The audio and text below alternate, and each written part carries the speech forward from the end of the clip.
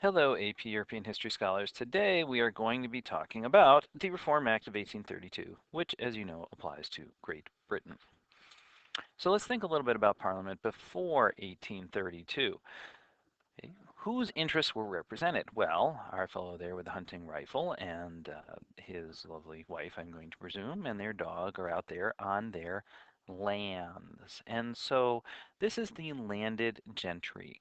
And Parliament's representation had always been based on who had particular lands. It was not based on money. So the question is, why does this become a problem? Well, let's think about it. What do we know about the 1830s society in Great Britain? There is a new middle class that's emerging. Those would be our industrialists. And so we can see our capitalist sitting here in his finery by the fire in his townhome in the city, drinking his wine, living it up. So these people are coming along and they happen to be living in cities that don't have representation and they don't necessarily own large amounts of land. And so they begin to say, we should have a share of the political power. So they agitate for the passage of the Reform Bill. Now let's talk about what it was that was happening in the Reform Bill. The first thing that we see is there is a disenfranchisement. The franchise means the right to vote. And so the first thing that we see is there are going to be a certain number of seats in Parliament that are going to be lost. A nomination borough, as they reported here, is also called a pocket borough, and a rotten borough is another one of those things. And so there were 111 MPs, members of Parliament, who were in towns or who had purchased lands that were entitled to a seat in Parliament, even though very few people or no people lived in them. So by buying the land, you got the seat in Parliament. Basically, Parliament was not, in terms of population, proportional. It was all based on who owned the land. And this meant that certain people who were now living in larger cities, like Birmingham, Manchester, Leeds, Sheffield, and the new London metropolitan districts, had no votes or had very few votes relative to some of these other boroughs. So the bill is going to disenfranchise, take seats away from those landed areas where there was no population, and to start to give votes to larger towns and counties. Some smaller towns, as you can see, are going to get members of parliament. The next question was about who gets to vote. And that's the franchise qualification. And it gets very complicated, but the bottom line is that they decided to say in those boroughs, we're going to have a standard measure for who gets to vote. And it's still going to be based on people owning property because there was always that fear of becoming too democratic and turning over too much power to propertyless people who might be encouraged then to take your property and deprive you of your rights if they had the instruments of government. Please visualize me touching my fingers together and going, ha ha ha ha. Okay, so, but the question is, is 10 pounds a lot of money? In money, in terms of today, it's not a lot of money. If it were in 1832, it would still be substantial enough that the majority of people in Great Britain would not qualify for voting. So that's what's in the bill.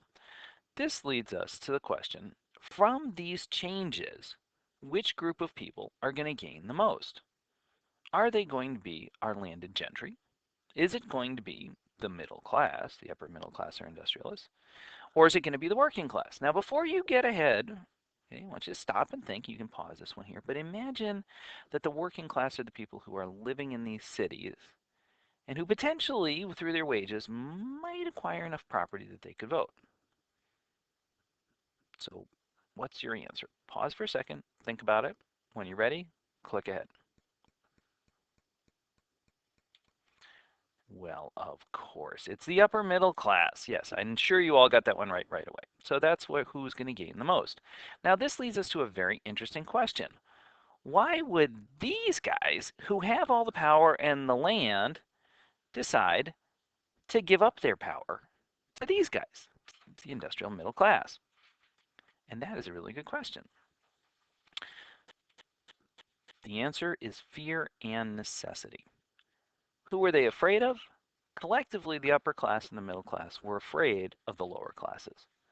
The necessity comes in that the new industrial economy was really being driven by money. And frankly, the capitalists were the ones with the money, not the landed gentry. So landed gentry was making a deal with those middle classes to give them some more political power in exchange for support with the lower classes. So, how did the working class respond to this issue? And you know the answer to this one, Chartism. So when we think about the Chartists in the late 1830s, that's in effect a response to the Reform Bill of 1832. They said we didn't get what we wanted. So you can notice in the middle there on number 3, it says no property qualification for members of parliament. So they wanted to be able to let the people be in parliament as well.